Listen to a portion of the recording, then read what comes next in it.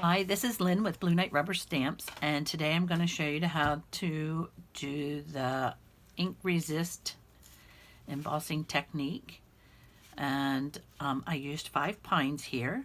So for the tan card, I used antique linen Tim Holtz Distress, not the oxide, just the regular Distress ink. That's kind of important for this technique. And for the blue card, I used the Chip Sapphire. So the first thing we want to do is use our embossing buddy and just rub it over your paper. It doesn't take a whole lot, and what that does is it helps you to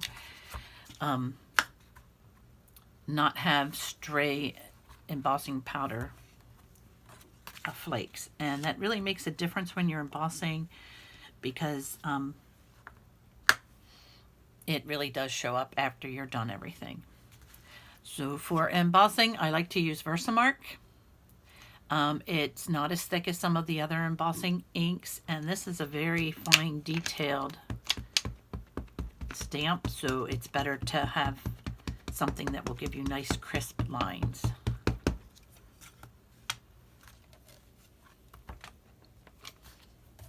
I usually stamp twice now that we all have some wonderful platforms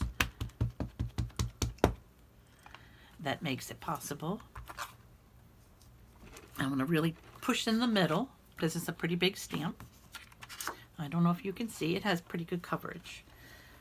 The embossing white that I've been using, and it works really good, is, and I'll show it to you in a second, it is Ink On 3 Arctic White. And you can see that's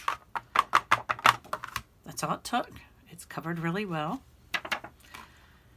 All right, and so that you don't have to sit here and listen to and watch me heat this up to melt the embossing powder, I have one already done.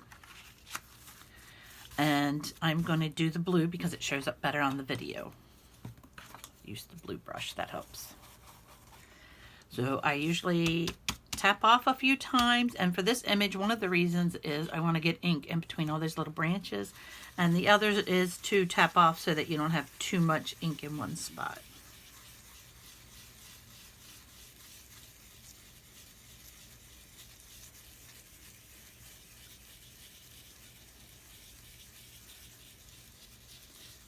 And I just want to do this until it gets a little bit even. I'm going to do a little bit more up here just to even out that extra dark blue spot.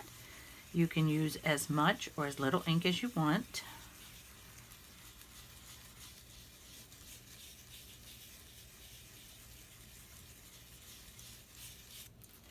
Okay, so this is where the magic happens. You can see the trees look a little blue, and embossing powder is made with little wax crystals, so ink doesn't stick to it once you've melted it. And isn't that cool? I love that.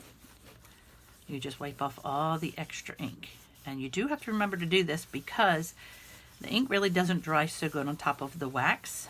So if you don't do it, you will get ink on your fingers when you pick it up, but it also really makes the trees pop. And that's done. It's ready to be trimmed down and layered up on a card.